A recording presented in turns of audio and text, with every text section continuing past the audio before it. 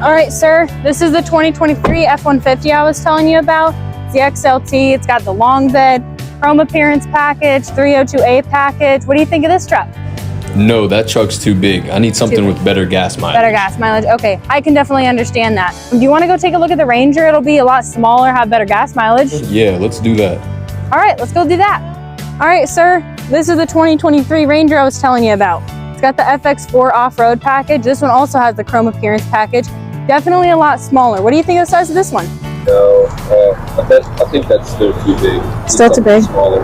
Okay. Okay, I can definitely understand you being concerned about the gas mileage. You know what? It's funny you mentioned that. The order banks for the Ford Mavericks are still open. If you wanted to, you can come with me. We can go inside and get you an order in. Does that sound good? Oh, yeah, that's all right. All right, let's go on inside. Hey everybody, my name's Morgan. And I'm Jay. Did you want to order a Ford Maverick this year, but you thought you were too late? Lucky for you, the order banks are still open. Come on down to Shelby. Let's get your order in today. But wait, hurry before they close.